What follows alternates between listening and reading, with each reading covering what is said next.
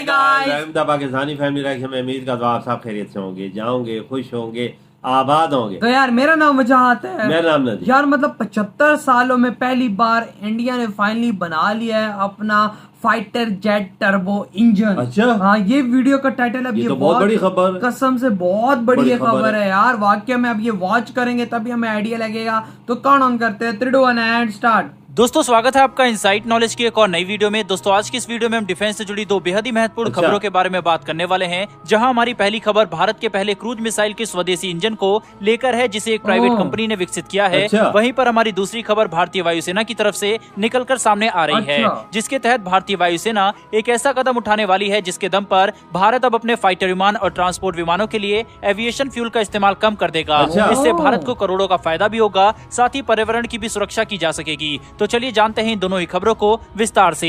लेकिन दोस्तों उससे पहले अगर आप चैनल पर पहली बार आए हैं तो मेरी आपसे एक छोटी सी रिक्वेस्ट है कि चैनल को सब्सक्राइब करके बेल नोटिफिकेशन को अवश्य दबा लें, जिससे हमारी लेटेस्ट वीडियो आप तक सबसे पहले पहुंच सके। दरअसल दोस्तों भारत की एक प्राइवेट कंपनी पेनिनियन India private limited cruise missile के लिए भारत के पहले प्राइवेट टर्बो जेट इंजन को बनाने के काफी नजदीक आ चुकी है और इस प्राइवेट कंपनी ने इस नए इंजन के प्रोटोटाइप को विकसित करने का काम भी शुरू कर दिया है, जिसके बाद अब बहुत जल्द ही ये इंजन टेस्टिंग के लिए तैयार हो सकता है और आखिरकार इसे मैन्युफैक्चरिंग के लिए बेचा जा सकता है। जिसके बाद भारत को अपने क्रूज मिसाइल में लगने वाले इंजन के लिए कभी भी किसी विदेशी कंपनियों पर निर्भर नहीं रहना पड़ेगा और भारत अपनी जरूरत को स्वदेशी रूप से पूरा कर पाएगा। शुरुआती दौर में पेनिनियन India private limited 4.5 kilo newton का थ्रस्ट जनरेट करने की क्षमता वाले टर्बोजेट इंजन को विकसित कर रही है। बाद में इस इंजन को और ज्यादा विकास किया जाएगा। दोस्तों इस प्राइवेट कंपनी की योजना यह है कि अपने द्वारा विकसित किए गए इस इंजन की तकनीक का विस्तार करते हुए इसे 3 से 12 किलो न्यूटन की क्षमता वाले एक इंजन फैमिली में विकसित कर दिया जाएगा, जो कि कई अलग अलग क्रूज मिसाइलों को ऊर्जा प्रदान करने की क्षमता रखेगा। और भविष्य में इसका विस्तार करते हुए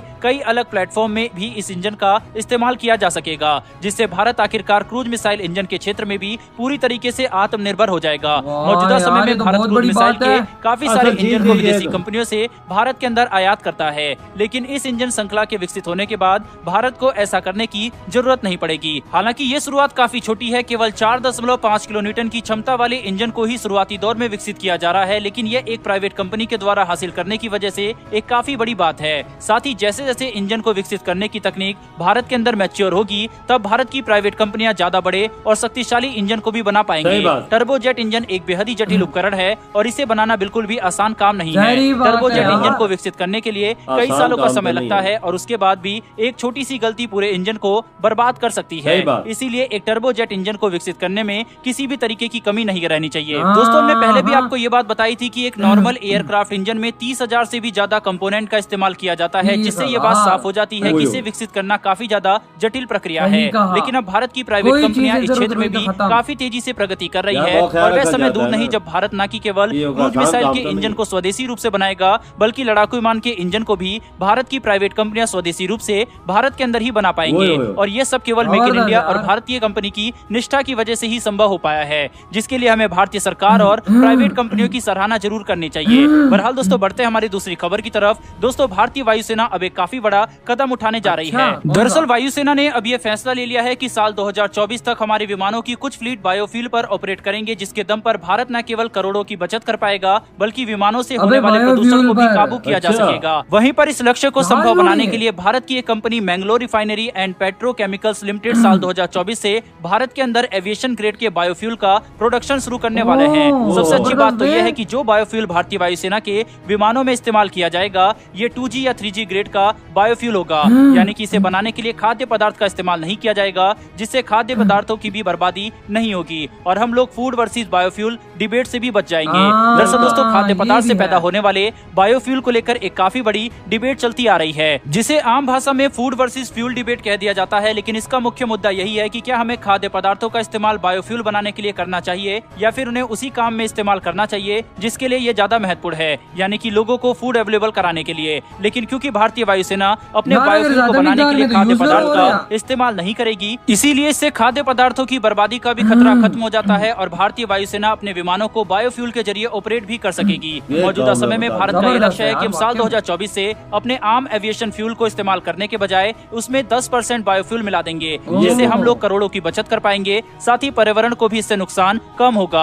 और धीरे धीरे करके भारत अपने एविएशन फ्यूल में बायोफ्यूल के प्रतिशत को बढ़ाएगा, जिससे भारत को काफी ज्यादा फायदा होगा। दोस्तों कुल मिलाकर ये बात साफ है कि भारत न केवल सिविलियन लेवल पर बल्कि मिलिट्री लेवल पर भी सस्टेनेबल डेवलपमेंट और रिन्यूएबल सोर्सेज का इस्तेमाल करने के लिए काम कर रहा है, ताकि भारत जल्दी से जल्दी कार्बन न्यूट्रल बन सके और हम लोग अपने कच्चे तेल पर अपनी निर्भरता को भी कम कर पाए, जो कि आगे चलकर हमारे लिए एक काफी अच्छा कदम साबित हो सकता है। दोस्तों अगर आपको ये दोनों इन्फॉर्मेशन पसंद आई हो तो कमेंट बॉक्स में जय हिंद जरूर लिखिएगा। साथ ही तो ये वीडियो खत्म यार, मतलब कि इंडिया की प्राइवेट कंपनी है, वो क्रूज मिसाइल का जेट टर्बो इंजन बना रही है और वो करीब ही पहुंच चुकी है यार। ये तो बहुत बड़ी बात है। अभी तक इंडिया बाबा ले रहा था बाहर से। अब वो कंपनी वो ऐसी है कि मतलब बहुत ही जल्द वो टेस्टिंग के लिए भी भेजने वाली है। ये बहुत बड़ा काम किया है वजह। सबसे बड़ा चीज तो क्रूज मिसाइल में इंजन ही होता है, उसको लेके ऊपर इंजन ही जाता है। बिल्कुल भाई, मेन मुर्दा ही वही है, तो इन्होंने तैयार कर लिया इंडिया में। ये बहुत बड़ी बात है यार, ये बहुत बड़ी अचीवमेंट है आप लोगों के लिए।